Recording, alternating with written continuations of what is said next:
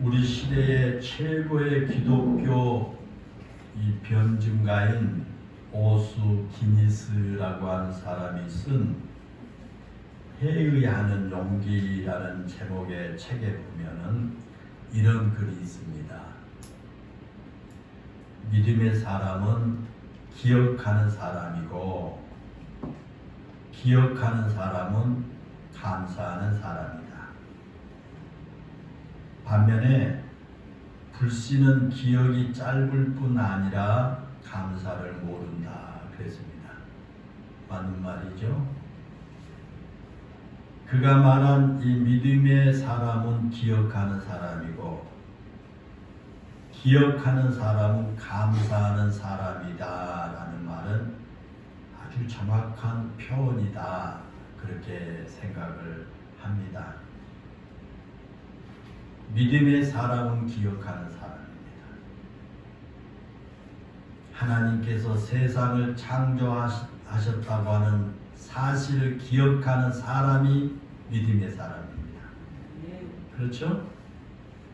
하나님께서 우리를 사랑하셔서 자신의 독생자 예수님을 이 땅에 보내주셨고 이 땅에 오신 예수님께서 우리를 위해 십자가에 죽으심으로 우리를 죄에서 구원하셨다라고 하는 사실을 기억하는 사람이 바로 믿음의 사람입니다.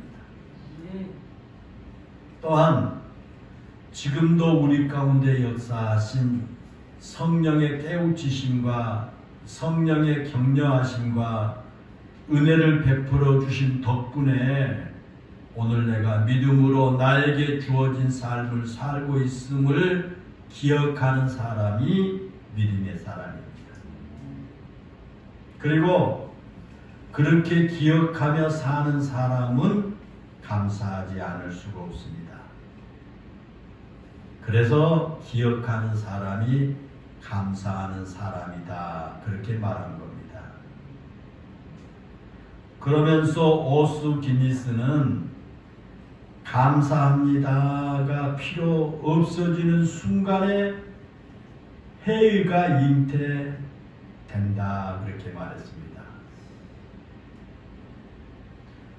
우리 마음에 감사하는 그런 마음이 없어진과 동시에 마음속에 회의가 잉태하게 된다라는 것입니다. 여러분, 왜 우리의 신앙에 회의가 생길까요?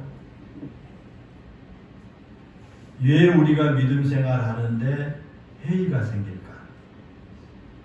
그 이유 가운데 하나는 뭐냐면 우리가 하나님께 대한 감사를 잃어버렸기 때문입니다. 우리가 나의 마음에 회의가 잉태되었다고 하는 증거입니다.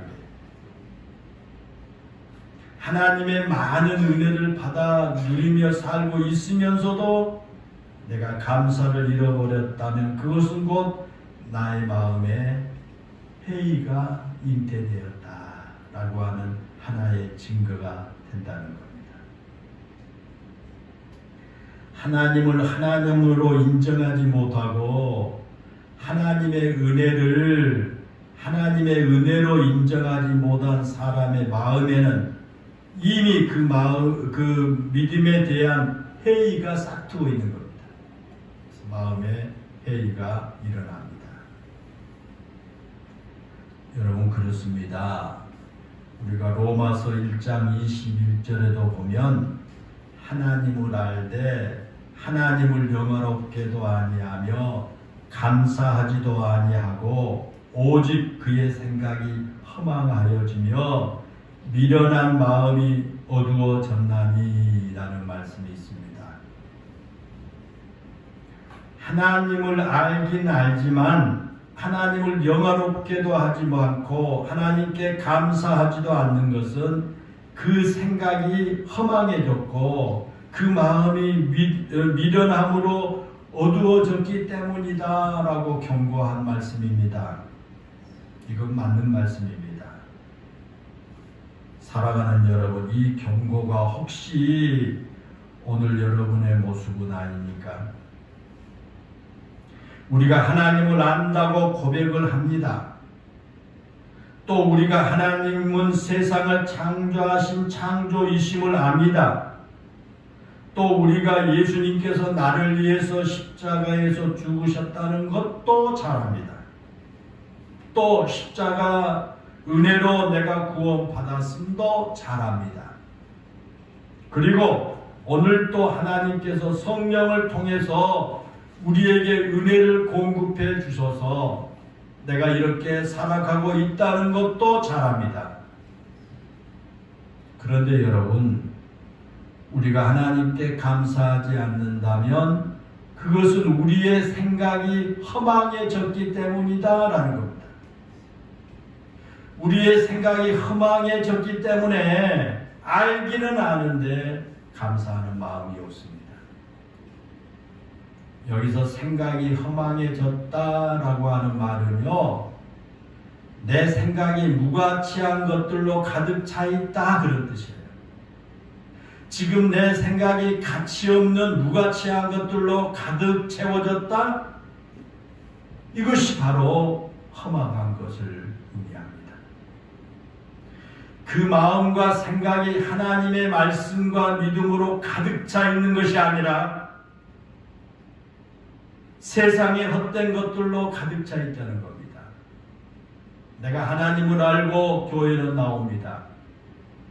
그렇지만 지금 내 마음속에 하나님의 말씀과 믿음으로 가득 차 있는 것이 아니라 이 세상 온갖 헛된 것들로 가득 차 있다. 허망한 것들로 내 마음에 가득 차 있다라는 겁니다. 그래서 하나님을 믿는다고 하면서도 감사를 모른 채 살아갑니다. 하나님의 은혜 안에 살고 있다고 고백은 하면서도 감사를 잃어버린 채 살아가게 된 것입니다. 그러기에 감사를 모르는 사람은 러시아의 문호 도스토예프스키가 쓴 그의 책 지하로부터의 수기에서 정의한 것처럼 지극히 배은망덕한 존재다라는 거예요. 도스토예프스키가 그의 책에서 말하기를요, 미련한 것이 아니라면 굉장히 배은망덕한 것이다. 지독히 배은망덕하다. 사실 나는 배은망덕한 양족 동물이어야말로 인간의 최대한 정의라고 믿는다 그랬습니다. 여기서 양족, 즉 두 발로 걷는다는 것은 우리 인간이 생존하고 문명을 만들어내는데 엄청난 기여를 했습니다. 그러나 두 발로 걸으면서 인간의 문명이 발달했지만 그만큼 인간이 하나님에 대한 배은망덕한 존재가 되고 말았다는 겁니다. 마치 자기들이 잘나서 그런 것처럼 배은망덕한 존재가 되고 말았다 그런 뜻입니다. 이렇게 양족 두 발로 걸어 다니도록 만들어 주셔서 인간이 문명이 발달하도록 하나님께 주셨는데 이 두 발로 서서 걸어 다니면서 인간의 문명이 이렇게 만들어내서 또 엄청난 기여를 했지만 문명이 발달했지만 인간이 하나님에 대한 배은망덕한 존재가 되었다는 겁니다. 마치 자기들이 잘나가지고 그렇게 된 것처럼 말이죠. 그렇습니다. 감사를 잃어버린 사람은 분명히 배은망덕한 존재임에 틀림이 없습니다. 사랑하는 여러분, 오늘 여러분의 모습은 어떻습니까? 문제는 우리 자신이지요. 내 자신은 어떻습니까? 감사를 잃어버리고도 그리스도인이라고 자부하고 살고 있지는 않습니까? 무엇을 감사해야 하는지도 모른 채 떳떳하다고 생각하며 살아가고 있지는 않습니까? 어떻게 감사해야 하는지도 모른 채 나에게 아무런 문제가 없다고 생각하며 살아가고 있지는 않습니까? 다시 말씀드립니다. 믿음의 사람은 감사하며 사는 사람입니다. 이것이 믿음의 사람입니다. 그리스도인은 감사하며 사는 사람입니다. 믿음의 사람은 감사로 무장된 사람입니다. 믿음의 사람은 무엇을 감사해야 할지를 분명히 아는 사람입니다. 믿음의 사람은 감사하며 사는 것이 어떤 것인지를 잘 아는 사람입니다. 그래서 성경에 보면 성경에 나온 모든 시인들은 늘 감사를 고백하고 감사를 노래하고 감사하며 사는 것을 봅니다. 일이 잘 풀리고 형통할 때만 감사한 게 아닙니다.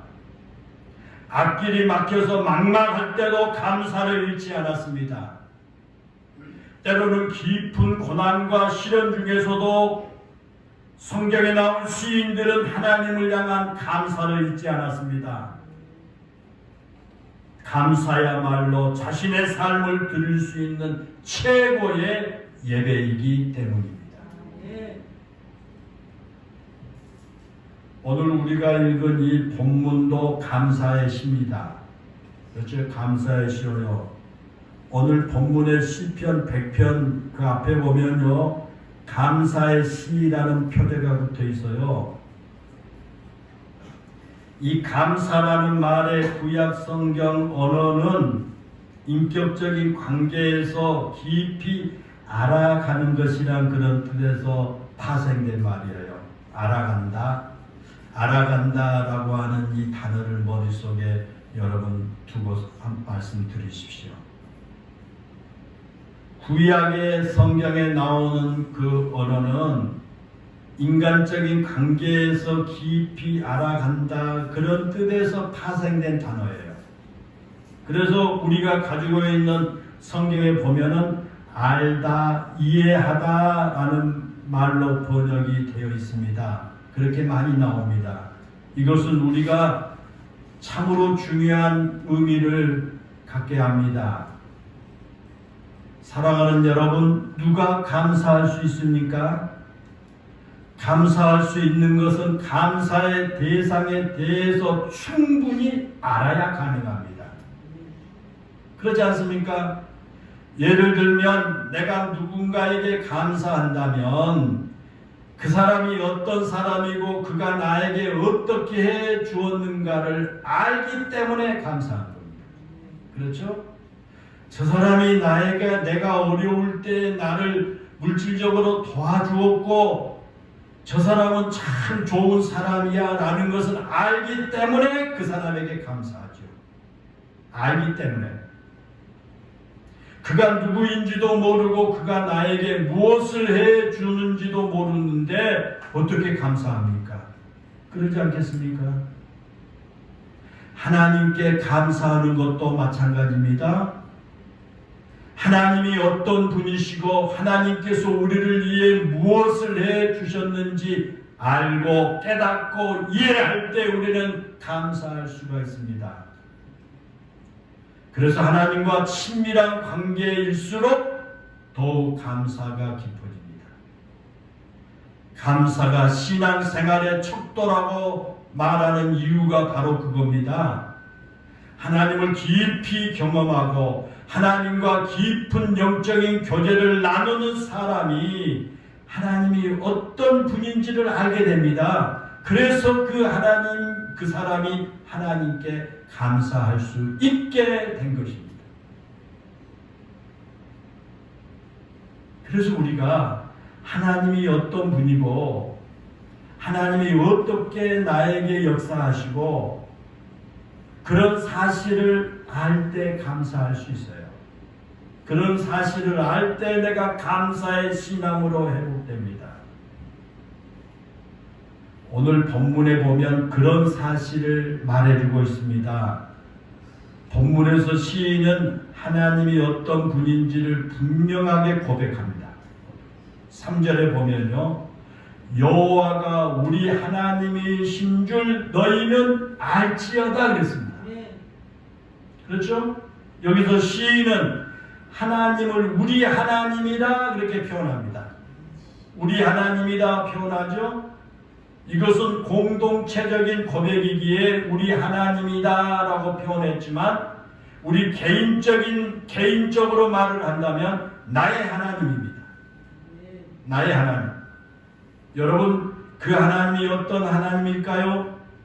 우리 하나님, 나의 하나님이 어떤 하나님입니까? 시인은 이어서 말합니다. 그는 우리를 지으시니요 우리는 그의 것이니 그의 백성이요 그의 기르는 양이라 그렇게 고백을 합니다. 거기 보게 되면 이 시인이 경험한 하나님에 대해서 크게 두 가지로 말합니다.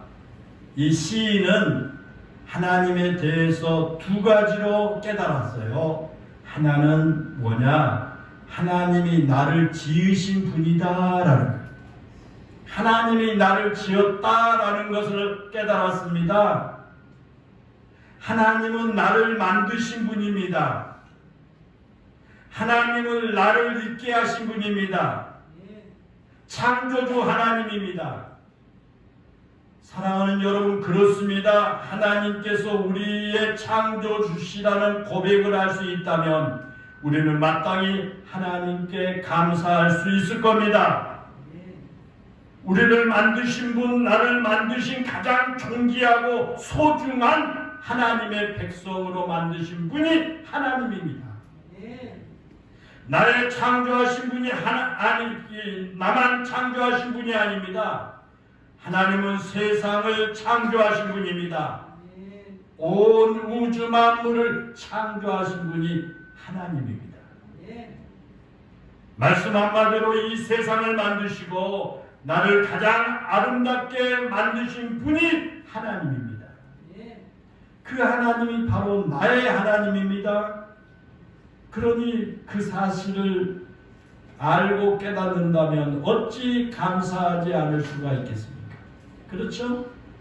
그래서 믿음은 감사하다는 거죠. 그런 사실을 깨닫는다면 하나님께서 나를 지으신 분이다. 하나님께서 나를 지금까지 있게 존재하도록 인도하신 분이다 라는 것을 깨닫고 안다면 자연히 감사의 고백이 나올 수가 있다라는 겁니다. 그렇죠? 시인이 경험한 두 번째 하나님의 모습은 하나님은 우리를 기르시는 목자와 같은 분이다라는 거예요. 목자와 같은 분이다. 시편 23편 1절에서 여호와는 나의 목자시니 라고 표현한 다윗의 고백처럼 시편에는 하나님을 목자라고 고백한 노래들이 많습니다. 하나님은 나의 목자다, 목자다, 그런 고백한 것들이 많아요. 그만큼 여호와를 목자로 삼고 살아가는 사람들은 하나님을 찬양하지 않을 수가 없었습니다. 여러분, 목자가 어떤 사람입니까? 목자가 누구예요? 목자는 양을 돌보는 사람이 아닙니까? 양을 돌보는 사람이 목자입니다. 그런데 목자를 단순히 양을 돌보는 사람으로만 생각하면 안 됩니다. 그 이상이에요. 우리나라의 기후와 환경이 다른 그 이스라엘 지역에서는요, 목자는 늘 양과 같이 생활을 하는 둘도 없는 양과의 친구입니다. 양의 친구예요, 목자는. 목자는 양의 먹거리와 마실 거리를 찾아내야 합니다. 어디가 좋은 풀이 있고 어디가 마실 물이 있는가를 목자가 찾아내야 됩니다. 그리고 때로는 양들과 몇 날 며칠 동안 들판에서 보내야 합니다. 그리고 풀과 물을 찾아서 양떼를 이끌고 여러 날을 들판에서 보냅니다. 그리고 저녁에는 목자가 양떼 곁에서 잠을 자야 합니다. 들판에서 양떼 곁에서 목자가 잠을 잡니다. 아무도 없는 넓은 들판에서 양들과 함께 노숙한 겁니다. 그것만이 아닙니다. 언제 어디서 사나운 맹수가 자신의 양떼를 노리고 덤벼들지 모르기 때문에 늘 정신을 바짝 차리고 양들을 보호해야 합니다. 양떼를 이끌고 가다가 때로는 사망의 음침한 골짜기와 같은 험난한 길을 가야 할 때도 있습니다. 때로는 양떼보다 앞서 가기 때문에 나뭇가지나 가시에 찔리기도 합니다. 그런데도 목자의 마음은 온통 양떼에게 있습니다. 그래서 양은 목자로 인해 삶을 유지할 수가 있습니다. 목자 없는 양은 존재할 수가 없습니다. 아니, 존재할 수가 없을 뿐만 아니라 목자를 잃어버린 양은 곧 죽은 목숨이나 다름이 없는 겁니다. 양에게 목자는 이와 같이 중요합니다. 아주 친구와 같은 분입니다. 오늘 본문의 시인이 하나님을 우리의 하나님이라고 고백하면서 우리는 그의 백성이요 그의 기르시는 양이다라고 고백한 이유가 바로 그런 겁니다. 그냥 한 말이 아닙니다. 사랑하는 여러분, 그렇습니다. 하나님이 나의 목자가 되어주지 않으셨다면 지금까지 내가 살아있을 수 없었을 겁니다. 하나님께서 나의 삶을 돌보지 않으셨다면 내가 오늘까지 목숨을 부지할 수도 없었을 겁니다. 때로는 목자와 함께 가는 길에 험난한 여정이 있을 수도 있습니다. 때로는 고난의 길을 가야 할 때도 있습니다. 때로는 사나운 맹수의 공격을 받을 때도 있습니다. 때로는 풀을 찾지 못해서 오랫동안 굶주림의 시간을 보내야 할 때도 있습니다. 그러나 그 어떤 순간에도 목자이신 하나님께서 우리를 단 한 번도 잊으신 적이 없고 우리를 버리신 적이 없습니다. 내가 의식하지 못할 때도 하나님께서 나의 손을 붙들어 주셨고요, 나를 인도해 주셨습니다.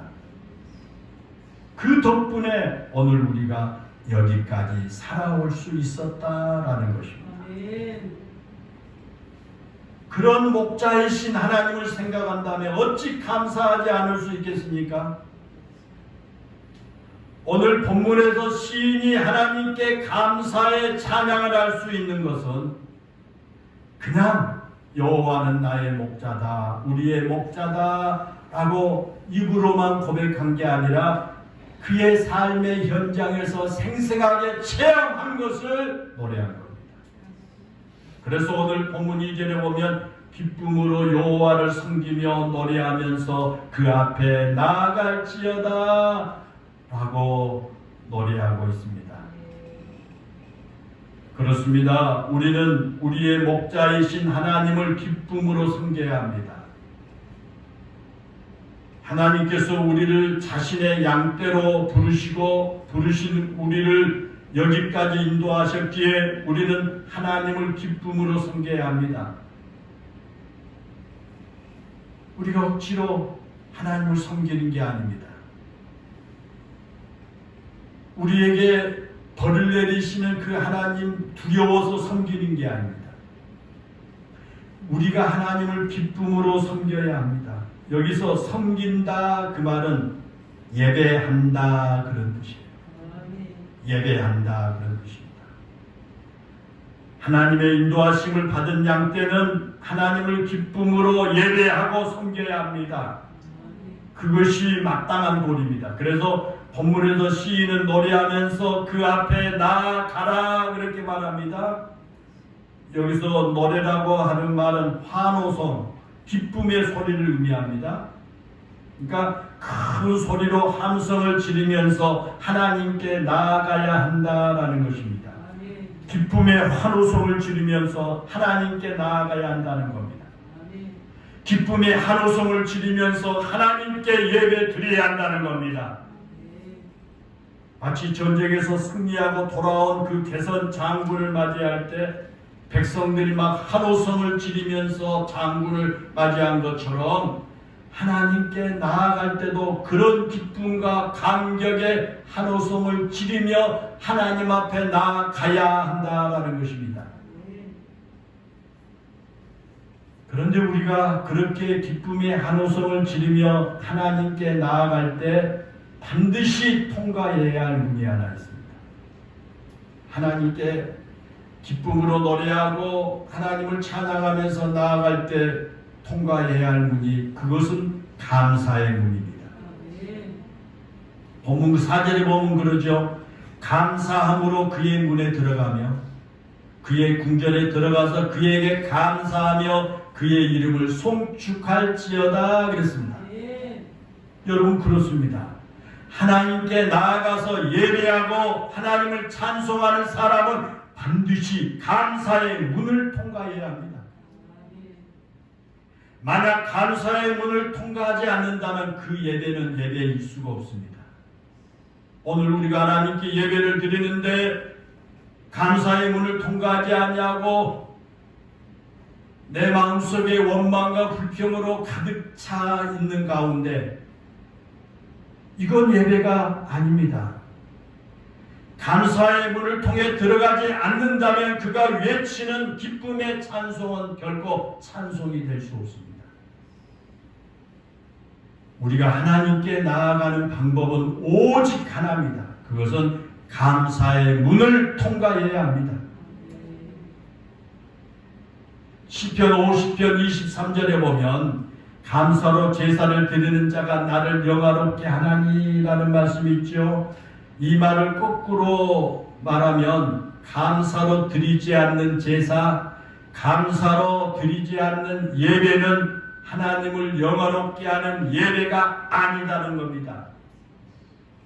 여러분, 그렇습니다. 하나님을 영화롭게 하지 않는 예배, 결코 하나님께서 받으시는 예배가 아닙니다.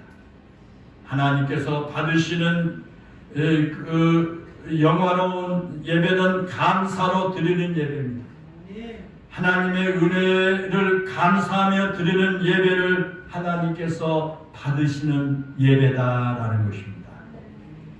사랑하는 여러분, 때문에 감사를 잃으면 모든 것을 잃은 것과 같습니다.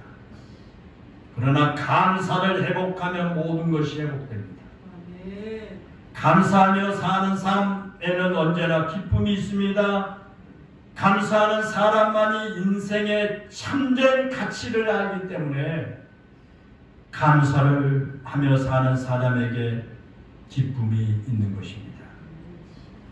때문에 감사는 믿음의 시작이자 마지막입니다. 믿음은 하나님께서 우리를 사랑하신다는 사실과 성경을 통해서 말씀하신 그 말씀을 믿음으로 받아들이는 데서부터 시작됩니다. 그것을 깨달은 사람은 나를 위해 독생자를 주시기까지 사랑하신 하나님의 사랑으로 인해서 감사하지 않을 수가 없습니다.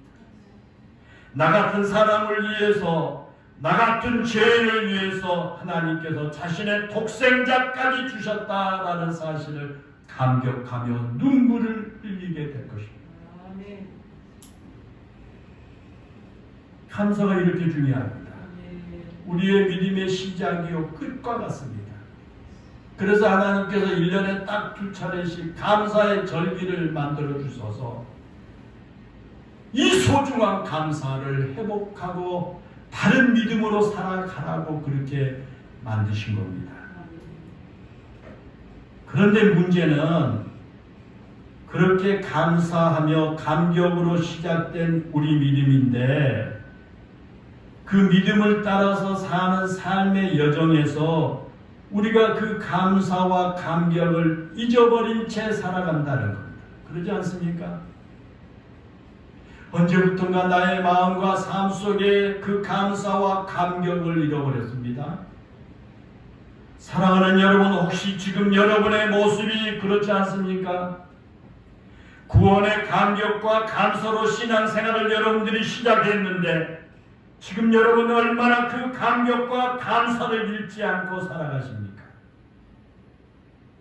구원의 그 감격을 잃지 않는 한 여러분의 마음에 감사가 넘쳐나게 될 것입니다. 그런데 우리는 이 세상을 살아가면서 우리 마음의 구원의 감격을 잃어버리고요, 세상의 것들로 채워갑니다. 우리 마음의 구원의 감격이 아닌 세상의 것들로 채워가면서 우리의 생각이 허망해지고 감사가 아닌 불평과 불만족의 노예가 되어서 살아가게 된 것입니다. 그렇죠? 이런 이야기가 있습니다. 독일의 마티 바덴이라고 하는 정치가가 있었습니다. 유명한 정치가입니다. 그는 훌륭한 정치가였고요, 재무부 장관을 역임하면서 독일 국민들로부터 많은 칭송을 받는 그런 정치가였습니다. 그런데 그가 그렇게 국민들에게 사랑을 받는 이유는요, 그가 훌륭한 인품을 가지고 매사에 감사하면서 모든 일에 긍정적으로 처리했기 때문이다라고 합니다. 그런데 그가 그런 사람이 된 데는 젊었을 때 그가 겪었던 일이 계기가 되었다고 합니다. 그가 젊은 시절에 고생을 많이 했는데 한 번은 어느 지방에 출장을 가게 되었답니다. 출장을 가서 그가 가진 돈이 많지 않기 때문에 아주 값싼 여관에서 하룻밤을 보내게 됐습니다. 그런데 아침에 일어나 보니까 자신의 구두가 없어요. 누가 자신의 구두를 훔쳐간 거예요. 아침에 구두를 훔쳐가 버렸습니다. 그래서 그가 어느 놈이 내 신발을 훔쳐갔느냐고 막 욕을 하면서 여관 주인에게 막 화를 냈습니다. 그러자 그 여관 주인이 미안하다고 하면서 사과를 하고요, 헌 신발을 한 컬레 꺼내주면서 오늘은 주일이니까 나와 함께 교회에 갑시다 라고 하면서 그의 마음을 위로해 준 거예요. 그러자 그가 화가 잔뜩 난 상태였지만 교회에 가자고 하는 그 여관 주인의 요청에 따라서 마지못해서 교회를 따라갔습니다. 그리고 여러분들처럼 예배당에 이렇게 앉아서 예배를 드리는데 마음이 편치가 않습니다. 신발 잊어버린 것 때문에 몸은 예배당에 앉았지만 마음은 편하지를 않아요. 여전히 화가 잔뜩 나서 그의 마음을 사로잡고 있었기 때문에 편치를 않아요. 다른 사람들은 열심히 부르는 찬송과 간절한 기도도 그저 그에게는 짜증스러울 뿐이에요. 그런데 그의 눈에 눈물을 흘리면서 간절하게 기도하는 한 사람이 보였습니다. 그래서 그 사람을 자세히 보니까 그에게는 두 다리가 없었습니다. 두 다리가 없었는데 하나님 앞에 깊은 찬양과 함께 진지한 기도를 올린 거예요. 그 모습을 보고 그가 큰 충격을 받았습니다. 그러면서 이런 생각을 하게 됩니다. 아, 저 사람은 신발을 잃을 정도가 아니라 두 다리를 모두 잃어버렸으니 신발조차 신을 수 없겠구나라는 생각을 하면서 두 발을 가지고 있으면서도 신발을 잃어버렸다고 화를 낸 자신이 매우 부끄러웠습니다. 그때부터 그의 인생관이 달라졌습니다. 그는 자신에게 없는 것을 불평하는 대신 자신이 가진 것에 대한 감사를 하기로 결심을 했습니다. 그리고 그때부터 남을 원망하지 않고요, 매사에 긍정적이고 적극적으로 살아가는 사람이 되었습니다. 그러자 모든 일이 잘 풀리게 되었고요, 결국 독일의 재무부 장관의 자리에 오르게 되었다라는 것입니다. 사랑하는 여러분, 그렇습니다. 사실 지금 우리가 누리고 사는 것이 너무 많습니다. 그런데 나의 욕망과 세상적인 기대가 너무 크다 보니까 내 자신이 가지고 있고 누리고 있는 것에 대한 감사를 잃어버린 겁니다. 우리는 구원의 감격 하나만 기억해도 매일 매 순간 감사하며 살 수 있습니다. 그런데 우리는 그것으로 만족하지 못합니다. 사랑하는 여러분, 이런 말이 있지요. 노래는 부를 때까지 노래가 아니며 종은 울릴 때까지 종이 아니고 사랑은 평온할 때까지 사랑이 아니며 축복은 감사할 때까지 축복이 아니다라는 말이죠. 여러분, 그렇습니다. 우리는 복을 누리기까지 원하면서도, 복을 누리기를 원하면서도 감사하지 않습니다. 감사하면 내가 누리고 있는 복이 얼마나 많은지 깨닫게 됩니다. 그러면 복이 나에게 자꾸만 불어나게 될 겁니다. 감사는 하나님께서 우리의 삶에 숨겨놓은 보물과 같습니다. 우리가 여러분 어렸을 때 소풍 가서 보물 찾기를 하지 않습니까? 마찬가지로 우리는 우리의 삶에서 보물 찾기를 해야 됩니다. 감사라는 보물을 찾으면 찾을수록 그 감사의 포장지에 쌓인 복들이 우리의 것이 될 것입니다. 사랑하는 여러분, 특별히 우리가 하나님 앞에 나올 때마다 감사를 잊어서는 안 될 것입니다. 우리가 감사의 문을 통과할 때 진정한 예배자가 될 것입니다. 감사의 문을 통과할 때 우리의 기도가 하늘에 상달될 것입니다. 감사의 문을 통과할 때 우리가 드리는 찬송이 하나님을 영화롭게 하는 찬송이 될 겁니다. 우리가 감사의 문을 통과할 때 우리는 기쁨이 넘치는 삶을 살 수 있을 것입니다. 우리가 감사의 문을 통과할 때 하늘로부터 주어지는 복을 가슴에 가득히 품을 수가 있을 것입니다. 사랑하는 성도 여러분, 우리 그리스도인들에게 감사는 선택이 아닙니다. 감사는 우리 인생과 믿음의 필수 과목입니다. 꼭 있어야 됩니다. 우리가 믿음으로 살면 감사하며 살아가야 합니다. 그것이 우리 성도들의 참된 모습이기 때문입니다. 우리를 지으신 하나님, 우리를 구원하신 하나님, 우리를 양떼가와 같이 돌보시고 피로를 채우신 하나님께 감사를 잊지 않고 사시기를 바랍니다. 하나님은 우리의 하나님입니다. 하나님은 나의 하나님입니다. 하나님은 마땅히 즐거운 찬송을 받으실 만왕의 왕입니다. 우리가 그 하나님께 드릴 수 있는 최고의 찬양은 감사합니다. 우리가 그 하나님께 드릴 수 있는 최고의 예배가 감사인 줄로 믿습니다.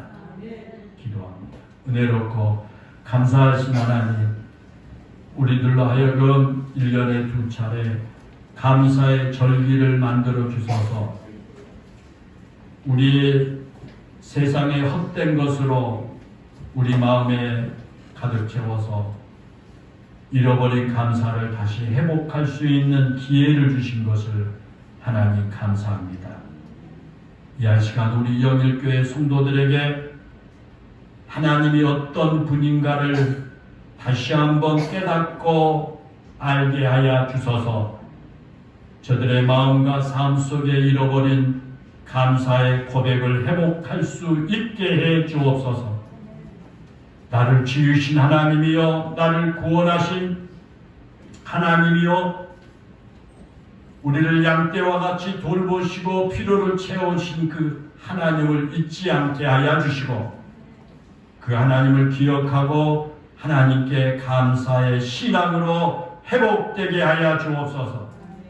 그 하나님이 우리의 하나님이요 나의 하나님인 것을 기억하고 그 하나님께 기쁨으로 찬양하고 그 하나님께 예배 드림으로 진정한 예배가 될 수 있도록 하나님 우리 성도들을 축복하시고 깨우쳐 주시고 인도하여 주옵소서. 예수님의 이름으로 기도하옵나이다. 아멘.